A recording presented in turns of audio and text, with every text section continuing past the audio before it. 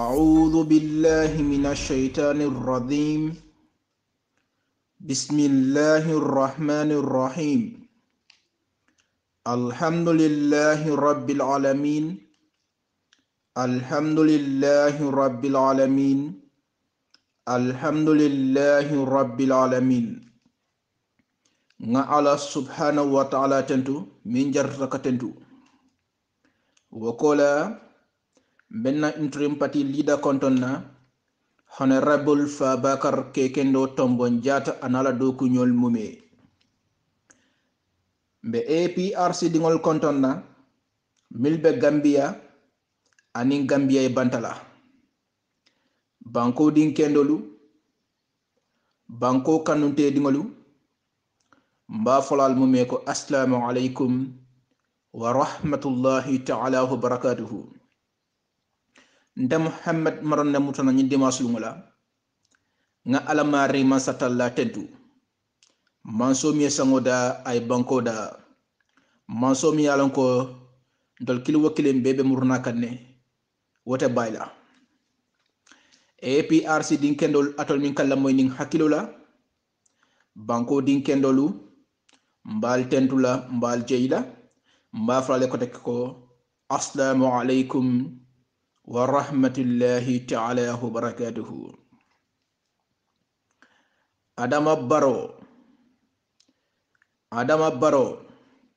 meta kanyin kuma kan foyle nko adiyata Gambia ni wo Gambia diye akuyata Gambia dingo Gambia diye etelom Gambia le president tibi itanya abi jawyala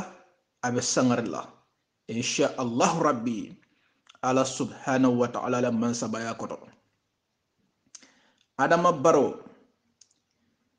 nga foynum ametan koy hakilotu ba tamidula bake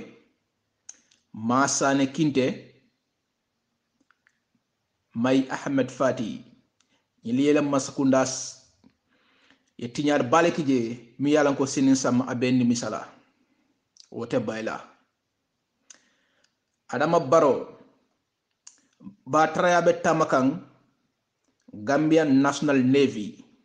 6 November up to date sojarol alliance imasoto munebe kering Adama Barrow ñil kami mbeketeng ika molle kamfandi kama Adama Barrow ele security advisor mala do ko long wallahi mala do ko long atabe do ko minna bi nta malong muna ma responsibility like your CDS also ñil ka molle kamfandi kama metan ka fo len koy ko kanamol kamfandi kama Adama Barrow ke sole bebo la state house ko no ni mantani hakilo la meta kanyum foyele na kumo ko to itajela folo minna ibenni misala be blokina wolungo man jamfa bake wallahi wolungo man jamfa bake ete kanala ni alamari masatala mede ma Adama Barrow te kanala alama sakuna tanya be jawyala abe sangarila kalo kesi soko ko ka foko fo 2021 tanyameje Adama Barrow banko iba sendale forcé wallahi banko iba sendale forcé andu nga nyati na walla ete Adama Barrow be lole iba fula Gambe dingole electiono aliya rinyadi le wote bayla kalite ala subhanahu wa ta'ala la wote bayla ala ma reman satallala wato la sita banko ala seyni nalma senal benni misala mimmo alla kayro alfindi ale tubo sey president Jammeh ni wonteng almanjele coalition government ni wonteng almanjele molbe kam faring alkama ngale ko sojarlo dokuo alma ala subhanahu wa ta'ala yen tankala Gambia banko kan sojarlo dokuo alma ala mariman satalla ya tanka Gambia banko kan hakil mal be nañ ko ma faham la Gambia am forces la dokuo alma ala mariman satalla ya tanka Gambia banko kan Adama Barrow meta diamulele ele Senegal sojarlo idiamundi Adama Barrow na kuntuta man tafu ni Gambia din sojarlo lota Senegal te mamanna wallahi Senegal te mamanna madua alma ala mari masalla kana ko ke banko fon kan so jorol be kam faring Senegal kama be kam fari kama adam baron kalta nyina billahi wallahi tallahi 90% of the Gambia armed forces are not behind you mo kane nene ngamin fote mo kane nene adam baro batamidu meta fole ya meta nko ibedun la mantole kono mantoñi kono ibedun la kono fo watu mele bar la sila warre to bandi bala yeli ba jele abatre ni misata nga nyatil na wala de may fati wa kala ay susu la susu fay bam pak ata bota je batamidu lebi je Allahu akbar hey ngamin fale mukal nene adam baro nga fen foy yomal qiyamah lolum ala subhanahu wa ta'ala bi mol kondi wal na kuma kangol le andu kamin fanam foy be so bindi kan anu nyamantala ku naketa dagi tawtale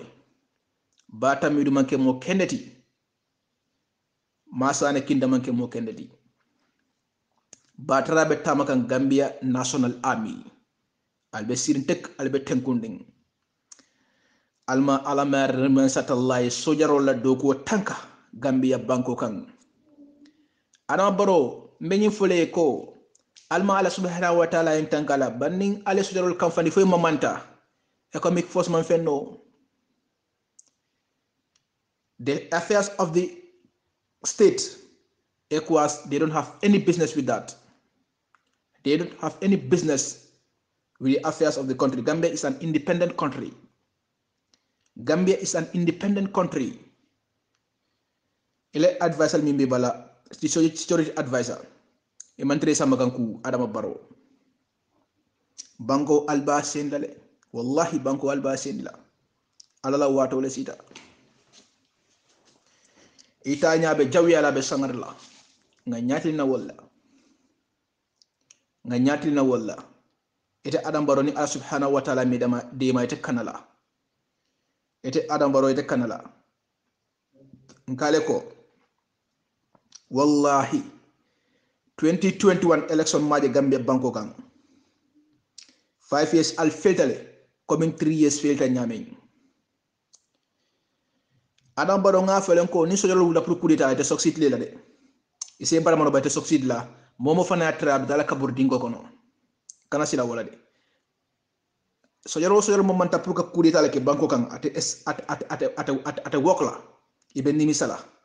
bari itanya abe jawyala keso be bon la state house ko ni mantani hakilo la nakumo koto ni afaham wasala ni ma faham fana wasalam ala la wato le sita Gambia dingolu nga fale nu ngameta APRC dum kale ko almabul diaku ya be sonna babil masamale by force ibe sonna male to nya fela sabalida atol imam kulngol min kalo no memorol kan ka fako ya jamele banko tinya atol min kalo ka fako ya jamena fada bi da jahannabale bi Allah fo allo min baro kan ko ke aliya fo hey wallahi almay president jamelong ala so al fatala dino fele da dun kel fele be kumbo kan Gambia banko kan president jame wato la mo kirinta hanya ka findiye kal yafa ko nyim ba trambe tamakan bi Gambia banko kan dino la karola asotale o mode sotola hey Gambia dingol al nga finti nga tubo se president jame ma Gambia dingol al nga finti nga tubo se babil man sama Gambia no nga tonyele billahi wallahi tallahi nga president jame tonyele asawlo ta Gambia dingol male aka video min fale nga siale YouTube WhatsApp volto ala la video ñi la moy ni min ba la moy la moy ni hakilo la kana la moy ni sola de walle kana la moy ibe contandinde ila moy akala nafu damento ka fu damento ko lumminna minala alta of audio ñi play ali yela moy ala bake video ñi ala jibe fana futata mbadin jolalu Gambia dingol ali la moy kuma kama bobu ma fongol la nimi yalla moy ni kontanu la ita moy la nimi koronto ta fanan ita moy la ala la moy ni hakilo la naje fo aka jelele ay de domon ding ala la moy ni hakilo la ali ya jibe Gambia dingol nga fale nkale ko His Excellency Sir Professor Dr. Alhaji Yahya Ejeji Jammeh Babil Mansa nala na wato sita nan Gambia banko kan albe kaba ko jela billahi wallahi tallahi ngalti alala President Jammeh be dum nan Gambia banko kan al Gambia tilboni tilji karo ma fon la jibe mine be kering Gambia tilbo ma fon la nin tilji mine be kering Gambia banko kan sate dan wala mune be ke kan sate dan wala mune be ke kan je yurwano be dun kam banko kay ni ñi ina jawel be ñola ala la wato la sita nan APRC dingolu ngale ko al si tek Gambia banko President Jammeh bina Gambia banko marala ko take carte fayo nyamaje wallahi carte fayo nyamaje akamul jahalle ka fa ko bina ka fa bina amitale Allahu akbar ala mari man satallahi milon akanyanta ala subhanahu wa ta'ala milon akanyanta President Jammeh be duna na Gambia banko kan kayro be sabla be ala State House imamul be sonnama sefol be sonnama Gambia dingol be sonnama to nyaabe findi kanne hay miliye bangama kuno billahi wallahi ta'ala bi wolle kalo ka to nyaafo al salon ko to nyaan natale batara be findi kam banko kan cross la jibe ngale ko tilbonin tilji ala jibe kaba kol be tama kam banko kan tilbonin tilji kaba kol be findi kan Gambia banko kan akana mota den dolbe kumbola dolbe jelela yurwano lebe dun kan Gambia banko kan Gambia bundal ma fongola ni ka findi Gambia adandangol ala cross mun lebe kerinje mun kaba ko lebe kerin ala subhanahu wa ta'ala la wato la sita man so mi sango da ay banko da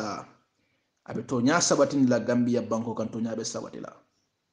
APRC dum be dawda alse alamari man satalla tentu APRC dum be dawda alse mbulola mari man satalla ngamari man satalla tentu ay to nya sabatin di banko kan to nya fela be findi kan moy be findi kay be diam kan woto Gambia dingol be min fulale ko al nga finti nga tubo sey Babil Mansama al nga finti nga tubo sey Babil Mansama ala la wato le sita atol min ka fa ko Jammeh muntuma la binala mba fulale ko alta Gambia la bundal to ka finti ni ndamenna tilboni tiliji sate da danangol la albe kaba kuwol jela sayin ate melani ala sonda Gambia be sumi ala yok Gambia be sumi ala abe kala kaba koti Gambia banko kan ala subhanahu wa ta'ala mari man satalla wato la sita His Excellency Professor Dr. Alhaji Yahya Ejeji Jammeh Babil Mansa dunia be sonnama Afrika be sonnama Senegalel be nimisala wallahi Senegal be nimisala mune ya tine ye do dadum Gambia la politiko kono billahi wallahi tallahi Senegal be nimisala mune ya tine ye dabula Gambia la politiko kono coalition government mbala fataliye kukal walinang Adama Barrow Henry Gomez Halifa Sallah Dr. Aïssata Touré Fatmata Jallow Tamba Jang Omar Jallow atol and the Ministry of Tourism Hamad Bah kukal walinang nalman finti ale tubo sendi ala mahri masatallama billahi wallahi tallahi kalti ala subhanahu wa ta'ala la albe nimisala nalman finti ale tubo se Gambia dingol ma billahi wallahi tallahi kalti ala la albe nimisala Karafa Bojang General Suleiman Badji Mohamad Aliou Ba Aimé Ba Aliou Mamadou Ndiaye nalman finti ale toña fo gambe dingol ye billahi wallahi tallahi nkalta alal alben ni misala nalman finti ale toña fo gambe dingol ye alben ni misala atolle gambe dundu ñin toro kono nalman finti ale tubo sendi billahi alta kayro sotora niyaje molbe gamel be kumbola bi asawbo sonda atolle la atolle election be dundu ñoko no alta kayro sotora tay wallahi albe diamula by force General Suleiman Badji Karafa Bojang Mohamad Aliou Ba Mohamad Aliou Ndiaye albe diamula le by force luminala albe diamula le by force hol bal diamu dilale wallahi albe diamula ena mental digila de mental ditel la de albe lola albe to nyafula gambe dingol ye wallahi albe to nyafula gambe dingol ye le wote bayla billahi wallahi tallahi wote bayla albe to nyafula gambe dingol ye muniyal bula ali election rit yomil bi yomil lungola kalungo jo alala wato le sita nan ala marri man satalla la wato le sita ali pare de wallahi ali pare jatobe dun kan Gambia banko kan Gambia don kale ko crosslal Gambia tilbonin tilijila kaba kol be kan Gambia banko kan kaba kol be kan Gambia banko kan His Excellency abisilo kan abina kan Gambia National Army especially Yundum Barracks mbal dandalala be on standby. Gambia National Army be on standby. Yalon le purga banko tanka. Gambia National Army be on standby. Ka Gambia dingol nyo tanka. Gambia Armed Forces alla dokuo alma ala mari mansatalaya tanka Gambia banko kang madua aike alla dokuo alma ala tanka Gambia banko kang bari fanamba folale ko be on standby. Gambia National Army be on standby, especially Yundum Barracks be on standby. APRC dingolu ngale ko alila aliasino APRC le kanani banko marako dake APRC dingolu alal tul kas molla kuma kan le kamin foko ning adam baro mang silodi babil masala pro na Gambia banko kan babil masata dum na banko kan ko mari le min foto nyata koma billahi wallahi tallahi hey lungole kalungo jo alala wato le sita His Excellency Sheikh Professor Dr. Alhaji Yahya AJJ babil masa Allah subhanahu wa ta'ala milonga kanyanta mari mansatallah miesa ngoda banko da milonga kanyanta nyin dunia be sutro le kono Allah subhanahu wa ta'ala be sutro le kono dunia fana be banna sutro le kono ala milonga kanyanta wati tambida president jame hamo bala pour kamuruna Gambia banko kan kolmi ya bay Allahu a'lam kolmi ya bay Allahu a'lam ngale ko babil mansala nanka jibele komi rasulu sallallahu alayhi wa sallam dunta maka banko kan nyameng ma foko annabiyo molonde Gambia dingol ma faale ko annabiyo molonde nkale ko president jamela naka du Gambia banka jele ko komi rasulu sallallahu alayhi wa sallam adunta maka banko kan nyameng wadi sotota maka Rasul sallallahu alaihi wasallam naka be murunna sahabul ka fay ko ngallo folo nada de ka négocier le e ka fay lo fo wati do a kele fo signa fula sabanjango sabul kay nga wuli ngata lebe tonya kan president Jammeh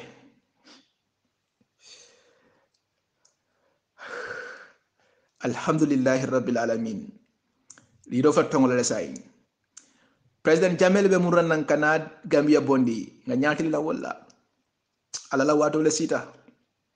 ala mari man satalla la wato la sita I mean for asitale ako nate man naka gambia bondi dinko nyin kono wallahi dino fela be kumbo kan banko kan dino fele misilmo fele be kumbo kan mune asabu hay billahi wallahi tallahi ni president jamel wato lom nyin tekela nyin batram betama kan tekela TRRC ngale ko TRRC is a joke it's just like a drama TRRC is a joke Adama Barrow etelani yere parti mi fon register alma ale dema fay ani siran kilifa yaso do National Assembly Allahu akbar hey tonya bidun kanam banko kan tonya be sabatila hey president jamme minki gambia banko kan alma tentu ni matentu ala subhanahu wa ta'ala be mul ponis la kanol be kering gambia dingol mi be gambia banko kan ani gambia bantale be toro kono kabal president jamme banko bula oto nga tonyi la al nga finde nga tubo seyama APRC dingolu nkaltaliya billahi wallahi tallahi sain albe jelela sain be jelela na supreme party leader his excellency Sheikh Professor Dr. Alhaji Yahya Eji Jammeh abduna na gambia banko kan ngale fananko momo lata koy mu dinkende woledi yamanken nakaroti kana bayde president jabe na lanta Gambia National Airport moy mistake fa iko ka wurele o iko ka ne aksonata billahi wallahi ta'ala ibitala kaburu dinko kono momo ko president jamel na ko le react ika aksonata bimbaten la ka problème ko ibitala kaburu dinko kono na bayta do lomba minna Allah subhanahu wa ta'ala wa sida hey APRC nga manke ko diamo diata la wananga diamu wontan wallahi amanke ko ka finti rek nga diam par wontan dul manke diamu lalti wallahi sami atemela na misono banna wallahi atemela mul bendela ba tara be findi kam banko kan tonya binala ba tara ya ba ko di kan gambia banko la tonya be sabatila coalition government Ali Jibe killing de Ali Jibe UDP wale bandinne wallahi wale bandinne Masane Kinte Bubakar Tamidu Allahu akbar kulkal walinang nal man tenkung alle tubo sendi albendi misalale triye jodna executive ni ala mal dema president ñoy badal kaso kono nalman ni ala subhanahu wa ta'ala mal dema billahi wallahi tallahi ni ala subhanahu wa ta'ala mal dema president jami baltar rakaso kono batarol be banko blale bitala be findila banko dinkurol banko blale bitala banko bina tentendirol la say banko kana tentendirol la batarol be findila banko kan dinkurol be findila ala subhanahu wa ta'ala la wato la sita president jamme gamme dimol be dan alani kila yake ala subhanahu wa ta'ala e muru ni na inya jol fida lonnal be kumbo kan gamme dimol be kumbo kan ete da mala sabondi kan isabari ake ala subhanahu wa ta'ala la kuwati kana fuko be coalition government la kuwale jibil ani gambe din kurngol ake ala subhanahu wa ta'ala yamfa mari masatalla me sango da ay banko da tonya sabatinle Sheikh Professor Dr. Alhaji Yahya Ijame ake ala subhanahu wa ta'ala la koti anin dindingol mi banko ka anin musolu anin dina nyaton kolu isabar yamuruna wato sida ngalo ne ko hamo be la pour kamurunan e wulta num pour kamurunan komanto mi ya bay Allahu alam wato sida pour yamurun gamme dingol be kumbo kan Idrissa Nyajo Fitano His Excellency Sheikh Professor Dr. Alhaji Yahya Ijame Gambia din kendol ko ye sabari yemuru nang musol be kumbo kan ko ye sabari gina ya ton kol be kumbo kay ko ye sabari ala mari man satala la ko jibe ani Gambia din kendolu ani musolu ani dindingolu isabari His Excellency isabari wato sidale ala wato sida to nya sabarita komi ya foyle diamo ko ne ko ni te man na Gambia bondi ni man na ke bondi Gambia be din kol kono wato sida pour ne bondi APRC dingol banku din kenon kale ko al banko tilbonin tilji ma fo jibela kaba ko be Gambia banko kan akola president jamel kaduna banko kan APRC din kendolu banko din kendol ba fral mi ko assalamu alaikum wa rahmatullahi ta'ala wa barakatuhu. أعوذ بالله من الشيطان الرجيم بسم الله الرحمن الرحيم الحمد لله رب العالمين الحمد لله رب العالمين الحمد لله رب العالمين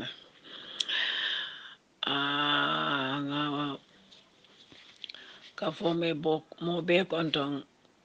bedu ala mo be sima bala ne jati kende ya an harje firngo bakso sama be nyadi ko tantela Fatuma ne be nyadi ko tantela yo mo be konton men tara bundato be konton Omature be nyadi ko tantela Senegal be nyadi ko tantije mo be sama wala mo be sima na jati kende ya ani harje firngo bin kontanta bake se wota bake kadi ala wata mum me be kuran kol be ker be kabla no wodi no mo nyama ke ilamay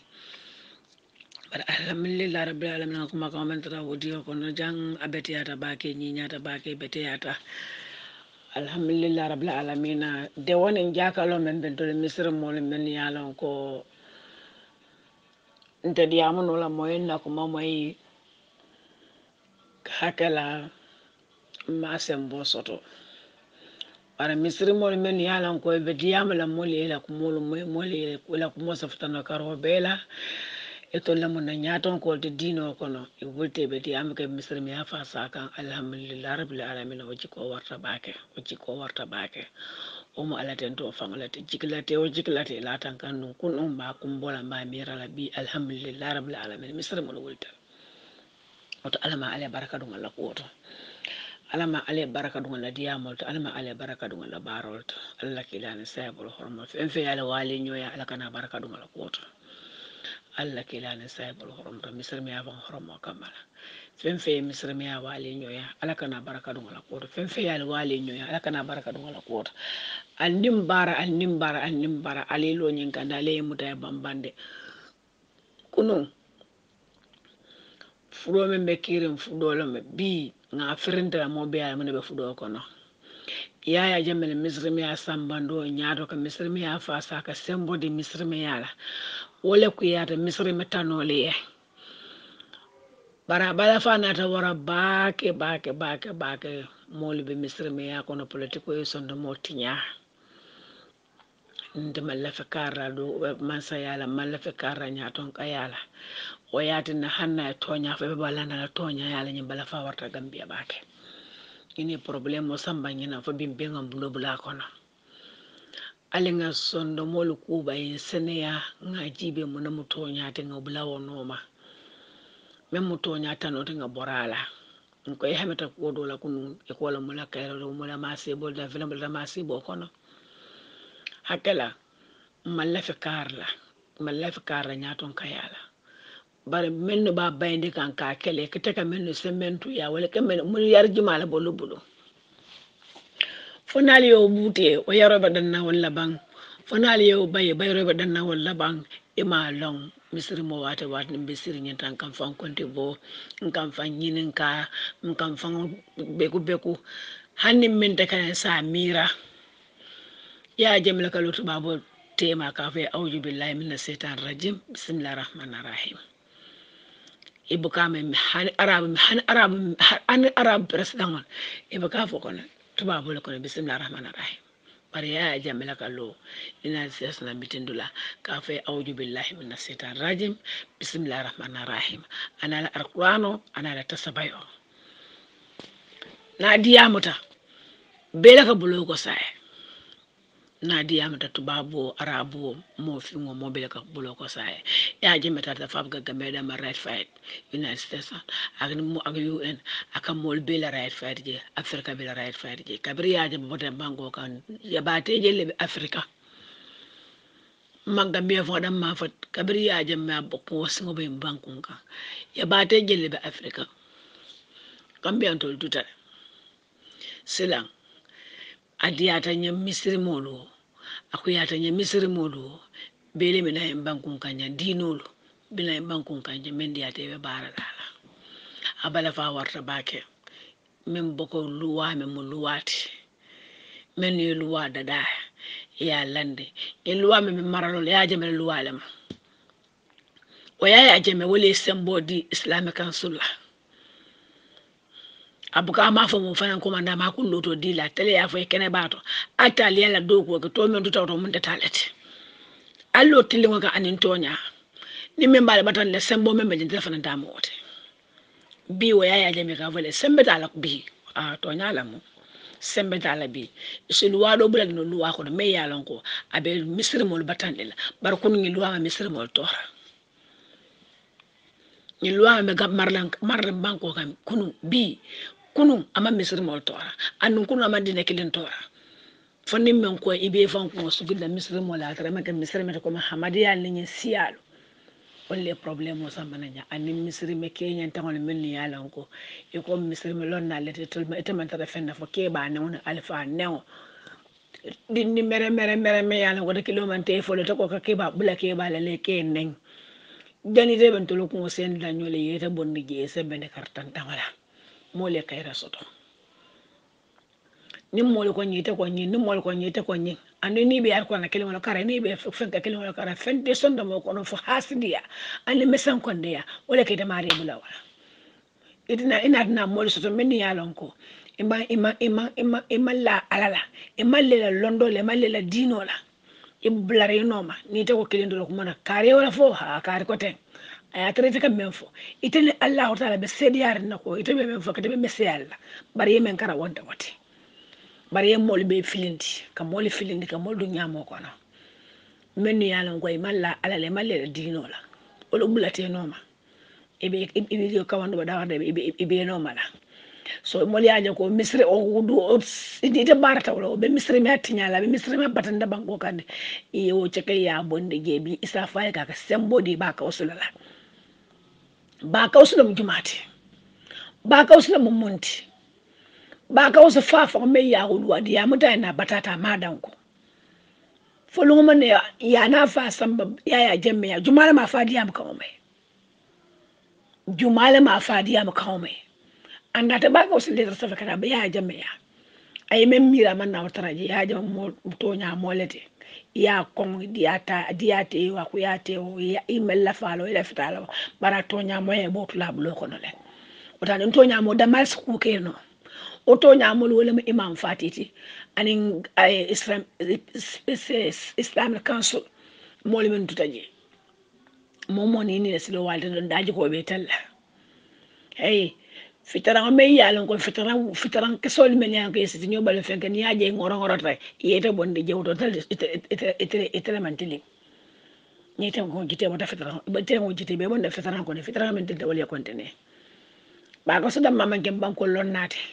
ba ko so dam mama jogat dam malaka diamu nyim banko kan ba ko so man jogat dam mala mo kawande late e kawande la jelle be me kawando kan kabri arami so fa arjumo dawo de darje kam lonnale tarraji be diamola ina wato bana ni do wato bana ni do wato bana ni musukunda ci kunda barniyaje yete dam mamude ye bondi je tele mo fingote membe no kono ba ka usula mo fingote membe gambiyan ko la no ko le misri mi no ko ya kisal ya bondi je nga kay rasoton ko ne na kay rola bare ay mole men sonno mole moro moray sonno mole tinya men ma lela dinon la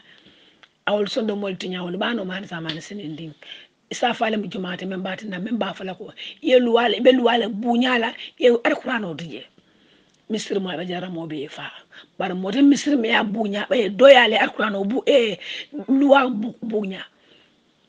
luwa jumal fa ba ta bu ko kadu ni luwa nda luwa be bankon kanja kabir 1970 97 don ni luwa na be bankon kanja ama misir me tora ama kristian tora ama misir me tora ama kristian tora o luwa nulo banko kanja fa futa tabila ninga tele gambe kala fo sekule giste gile malo ama si fo lo ila o luwa man si fo lo to yebar ni la o luwa na de sinu mulu misir mo de kitindi wala bare luwa me banko kan o ma misri me tora ama kristian tora ngonga ga handi kristian ni la mal choko tan ñokono do mandi o luwa kele wala ke te ñola luwa te mu jama dia ya jamme an kristian de misri mo la mate bare mo be bunya ay mo be horoma ay mo be la sembo dila dino be la sembo dila idiyente dino tamal la nyadila pour in case mo kane batandira dino kono wala yatinna ay dino ta ay ala sembo tala ay ali dina dun kiyalla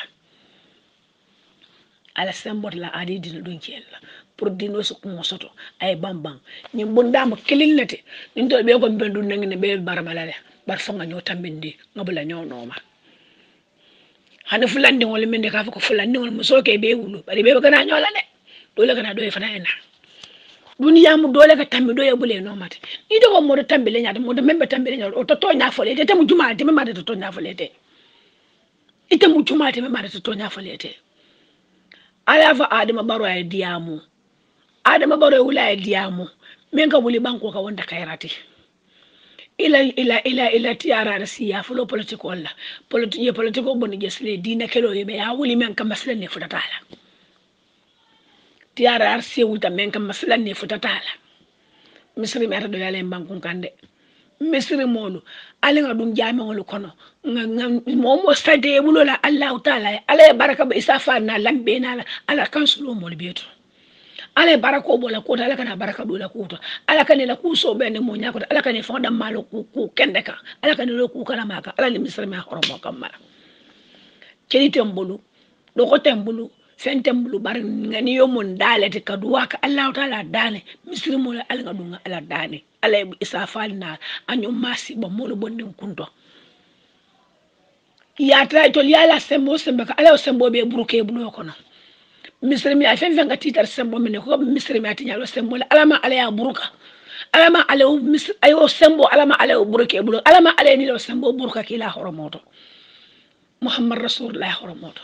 ya rabbi ya rabbana fengo fenni ka sembo leta iko sembo e bol tale misri mi buruka dale iben na nyato ko sinde be do yala fe ka kumbo ite mu jumalete yala kungo naka ite ala sembo sembaka ala wartete no sembo alama allah taala kije kuntu nal tema alama allah taala kije kuntu na tema membe tariare la milisi seni la kafumol isafali ni la kafumol atole men besir ndial ko alama molle malti misre molle mat alama molle malti alta diamul ale ko makendo ale to nyafo ale fata politiko la ale to nyafo sila politiko to wadi to dina kilo be mekere mbolo watoto atol man ka politicien atol na dina tinyala kamma atol na dina tinyala kamma atol men be sirin ti ararsi anen fara lebiji atol kristan nyumar ja samana kana sinije ka do ya ka hande alo kristan nyumar la kristan kindi je mesita ti ararsi me ko kristan nyaton ko lo mate ani kristan e problème ka problème sotole ani kara tawon nya chogi je lebiji dol be sella dimanche dol be sella talata dol be sella tanon dol be sella arajumo kristan no fana talanta wala nyama bar kristan sella kilin yo la mutam bambanta andi banko sambodi wala bar naman kewot mo jafa faran ibela ko le fayela mo dade la kuto maaleykum salam ni on tan la ko kale ka to mol dun danka yaja wala ko di ol fanan be kasar wala bari la kil ngom men ya lon ko duniya be ya sute ko le me kristanite banko sembodi wala wa sembodi wala la misri meya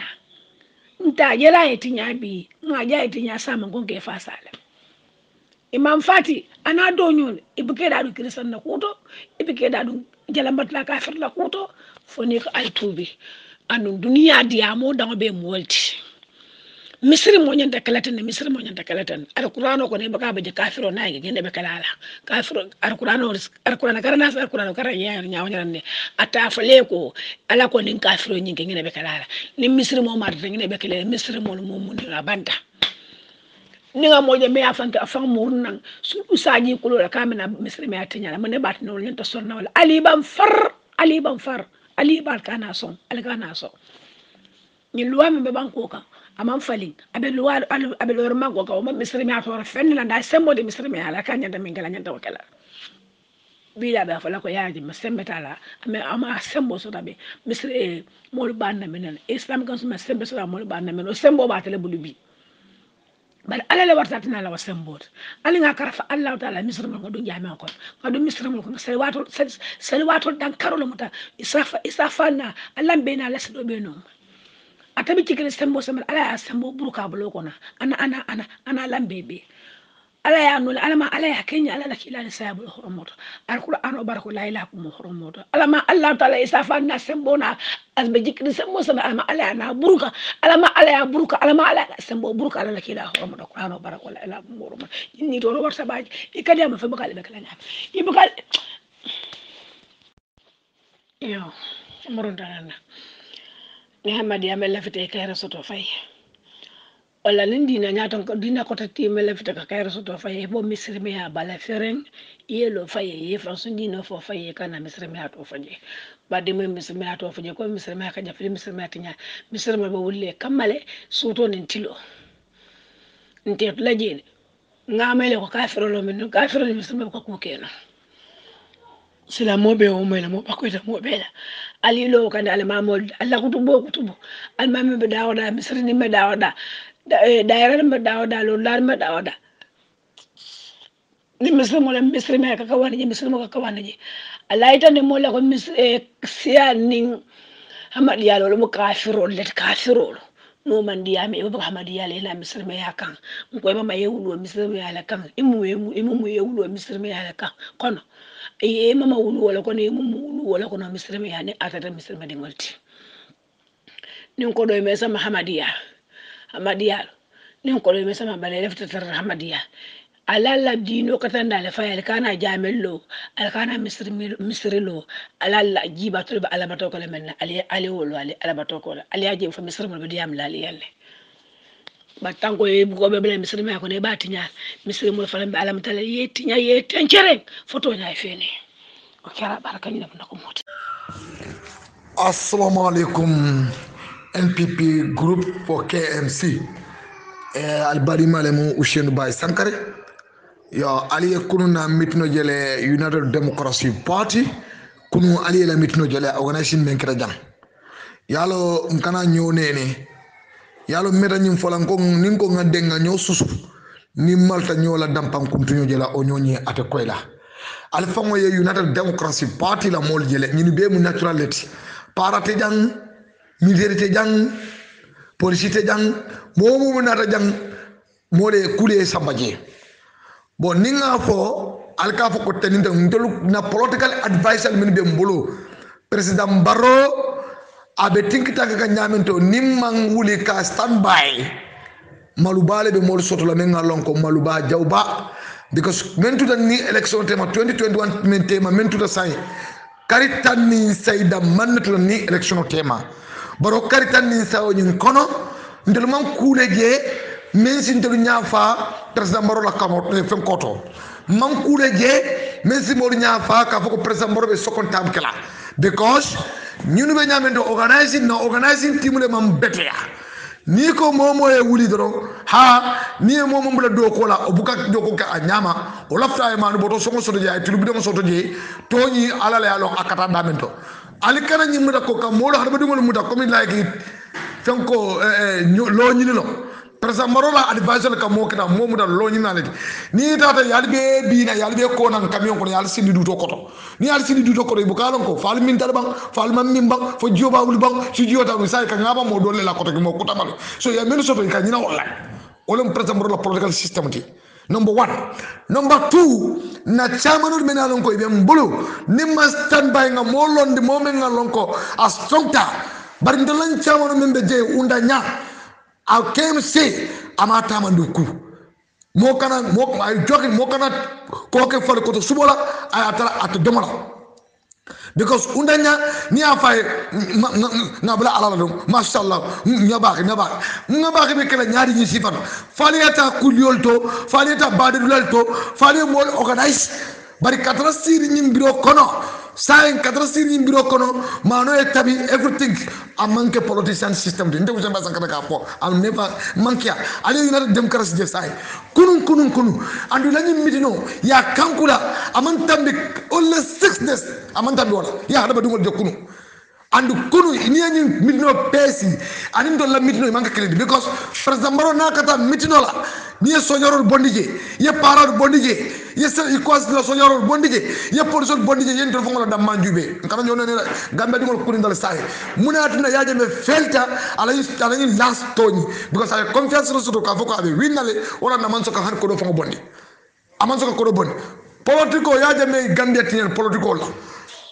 many boy no my ka foko president maro karibe ko mal kabriye pour dia jokins ibe men de fora be fania ibele ji fadata même bo ko do kunna o retro dunar janna kono même man ko do kunna o retro jarabo kono inyande la political system ni ma falling ila chamanol ila fonkol ila advisal inyante falling na le political system me be buru atebul mor kala fi kata president maro bla bari bu ko president maro so still number 3 equals ye moment by president maro bara siata bakale because mo be kala president maro naka mitno ga yetaji ni equals sojaro de melan ko ni subor dalu e manka fendi manka bu kerandi ibe suboro la ni esansero to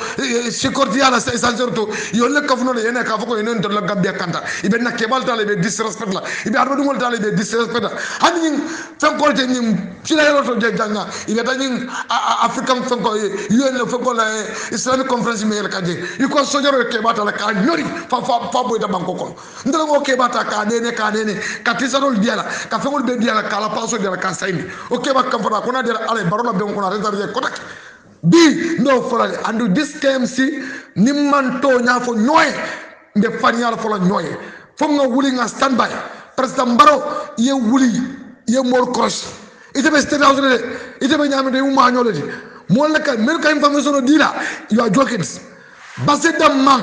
basse mote wi basse damante wi ni nolale west coast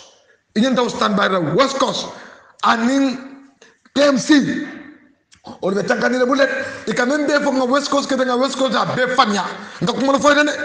nga ko mo la foyde ndem Hussein Ba Sankara la talu tru ndem betto nyaar kan kabri be UDP sanji tan ni say betto nyaar kan ndate musku ko no ndate everything ko no kan na reality le tamandi nimbe diala ko kan ngato nyaal foy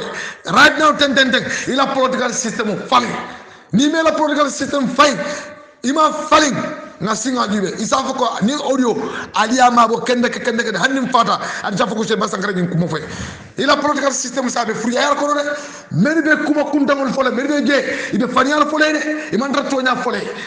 yes excellency don hori nga jam contrôler atra be fane bu ko be contrôle ndel le on the ground ide be tarla moto ko nyaadi ye passation la ko lo ni la fe gambia lo ne be du nap moto kono passation moto kono ye gambe di won lamoy e ka kuma ko mem fo ye mo lamoy ka kuma ko mem fo hey mbadi gambia na transport union ne manke fenti ani na gambia man sakunda bare ne wonte gambia la yi man sakunda nying mimbe siri nje nying fo government nem fo NGO le mbante malo mu ne fo be siri gambia because ndo buga fo way man sakunda de sign is a rebel group okay adama man care adama nga fale na be gambia fo wafila na meta senegal la nim mu tole baleti ya man kuninga man faham ndol mim keta ndol fo bulu bare masi bo keta gambia la 2016 president min besida 2016 both African Europe ndolle nga most ndolle gambia la daele ngo soto be tole gambia le o soto wo ni so al ka fo mi president allo sadio adama mi manke fenti amanke fenna fenti adama nyom mo jo adama bi gambia be jumale adama lo gambia ya jame bi je wato mina politique be kandere wato mina gambia ya jame be politicien wol budela wato mina atabe la randa ko do bi anada na banko ci ka di senegal la muna nete batar senegal te batar akere na banko ka fo gambia bo sole manda senegal ma murundina senegal dingol le ma wuli amurunda gambia dingol albe tala sirin al ka fa police le alcool le la moy fo senegal dingol be bo so murundi la na wato mina back to gambia ika kanadu ila banko kan ila police le mundole na figiabe gambia ngol be siri man to tonya fo mo na man sakundai batar yale be gambia hey gambia dingol al fongol le be wulale al right fight mo kana bona la banko ka ina la banko kam e mindia da ka fa awokela atola banko ka gambia man sakunda li senegal man sakunda agreement on min be sa senegal be tamaka munela wo agreement on min be sign is on top of Gambia, not on top of Senegal, is on top of Gambia. Because I base Senegal le febo. Fenti jemi Gambia febo. Hey, fenti ndola banko ka ba Senegal ndola fanam fesara woltide. Because ndola fongola mano, ndola ya fongola mano da dia Senegal la mano. Fone bi ko falinda ñin tole mbe siri Gambia. Bar jamme bi je wato mina Senegal mano le Gambia la mano da dia Senegal la mano. So ndol mo nero ni wuldan ko ala nyaadi ala tina ji ayo boni ndol kan ndol le fo be masibo la Senegal le drive kay la motor kan nge control Gambia dingol albe sidi mansa kunda la fana bina okay mansa kunda tal bulu government wotal bulu de pole wol be sidi ngalla mansa kunda ko government Senegal le ndol la ji ala GTS boso dunda Senegal jane kate dunna ya murundina iko ni Gambia la o boso dunda Senegal la abe Senegal la transportation le abe la etol driver le batala etol tina ko do so le nyanta men so ani to la moto be batara dum kan na banko ka luwolo Gambia dingo ala siri alkal forum wol mu dal ka fu mole ko ha Senegal atol na famu neti ali la moto break dende al bricho le muta adon be not bangi al bricho muta la Senegal moto kana dum ngajibe mu ne ban sakunda mu le kala badal be sira la ko be tu chet man sakunda ñun tolewol bu dal ka fu mole ngapati ngay fengeta janang Gambia joti am wala fi laje ngañi dadi am siabu laje say we have to act fast na banko kana tu Senegal bu len kila jifol kono boy we are an independent country Senegal man can independent country they are not an independent because if they are independent they will not have French army in their military so France is the la banko kan but they are not independent though we are fully independent we don't have any British army in our security so alen kana tulu ñola banko la sovereignty do fo le bo londe la adama mu ni solde o mala kaminke dola wala Senegal be judu sifa kala dola no Gambia am bidala fonka nimisa le fongo mi anda fongo ay Senegal fongo ala en tolni wol fongo nanen because sa yaje ko ni sole be je they can write on us anytime na bajube look at our river na bajube mina ni aje Gambia bi da kurango fongo sanna Senegal bula Gambia la mental ben dan la mental man ben banko mi as fongo so do sanji talul nin lulu ndol ka da kurango san Senegal bulu o bankul ni o Gambia be do arente nyame 55 years independence ndol ka da kurango connect nan Senegal bulu ndol nyamam ma algo Senegal be tuluna na faydi la kak ba ndol man baraka ko ndol tamu baraka ndaldi ani joteya ko da be diari moy bona la banko ka ko la moto de dunna la banko ka to ke la moto bule ka dunna banko ka ndol mo furi mo lede tol be furi ndala janka si janka nyo barani dia mo la Gambia ndol ben jiko bo le falina na banko la kano la koto jiko bo le ni la banko ni akano ke ni ole lay tak ni man sama kuduteje banko di mo le wule kuduteje Senegal ba ibama fudu nyol ndolti de bara do be siri Gambia ka fombe ngabi ngomi je brijo ha Senegal la moto na rajane e ko ite njol IGB jumale does that make sense Inspector General of Police moto jo ticketol jo Senegal driver le pour be cross la mina we sense le mek go Gambia na miral furi won bo le bulalaje na miral furi won bo le filaje wala adama barole tada kodo bondi mo la ko faska ke hey al mol dahni ni dia mo la jamboy dal te kutu telal la banko kal mol dahni dia mo la atole bulaje Senegal e min diate yake mo la banko kanje balbe banko fana ka mo fala dia mo la al fongo la right al ta fay no la fal lafta male ko le jina right ni fay wada ala le be jina ala to kala malakati na Gambia e ji afo Senegal la modo tiole modo le al kana dunja ni na modo te dunna Gambia fa do fongo dal la right fay no la ni mo tawde le ka tawalale go Senegal ya jamme wala na go Senegal bake ila batara ya be bugati ngala because ya jamme ay lonne ngoy mo ala dinkuri ana la mo fadron bare banko la sovereignty am ko am ka chahana na ko ni na de benunje do mbay foronkero cross go na close aka jumale batandi abe ning 100% bas ning bata bi 100% Senegal leka 75 for beta because you know everything about there ni be bola nan Casamance they have to cross through Gambia so alin kana ñoo yab ngan ñoo bula je Senegal be tulu ngam molal ka fu mole ngehe fenkere jana adama la mag adama ad ko ende adi end of the day nde adama bilem la même fangol le bilem na Gambia dingol dol fango njiko mbole falina dol na attitude mbole falina boso biri ya stop Gambia la boso mimbe dunkan Senegal biri ya stop je samanke man sakunda le stop Senegal dingol le stop civilian le stop ikade dunna fo Gambia dingol atol mu nekata tol la adama bola na state house ay talo biri chota ka Senegal mo do de cross atol si jal ka mol batal jandi amola rek joti al bole bulal al be siwo bango kanyal be joti ala jenal pada mol faja wur ken son la jaboy mo fona ila bango fankan ite man hanyi la bango ka be fundi le wandi bangu jumal way haji je kay yal mol dahani ndi amola boy yo assalamu alaikum bari ngolo ntalom sehu sedeli bal kontona bake jim dimas lumba members of the UDP UK forum bal mi tentulo bake okay nga kibaro men seya jang santo information olo men la vida protest men ke la London kabring ni lokungol be lokun tambila mba fokam ko kabring ye yankuba da bawul muta anala anin executive members of member 3 jotna na fole ko anin ka radio station full of Sorong Gambia tilimbali akono nga fole ko all along all these weeks mo ba fokam ko nga protest organize lafta ko momen explain ja ni manke UDP issuti amanke ko UDP protest lo nyenti ni mu Gambia dingo be national protest concern Gambians ko na liya nyami bari baw momo be ñu formo to fanan tul be mo Gambian o leti there is nothing wrong pour nga sama njam so protest o be kala ni aramisa nun la ala na la men aramiso me yalla nga nyati la inshallah 27th of February details will be safari santo janne mita damelto procession bita la Parliament Square mita House of Parliament Foreign and Commonwealth Office mita Gambia High Commission so me même fola mole wala nyiti ko momo ni men singo si fotano no je sama wol nyonto alsa start ka time of day of book alla do ku lalto jani aran so to won ala ndema asike mo jama se mo se day of soto non ni même ma soto fanan na understand ne bari mbe mol encourage la nga funti because mol lebe nyini ngaro la nung ha al nga protest organize anu yankuba wol kata Abdou Ndiaye wol Fantambalo wol Abdou Karim Touré wol Matar Cissé wol Sirifo Sonko Kitin Jaaju Kamaraba ñunu be mu Gambia dingol leti dala yebe ko ka Gambia le man sa konda be action men ke gon ka radio station fanam fula Sorong Home Digital FM Pamodu la radio anin King FM Tilimbalia me alon ka man base luakam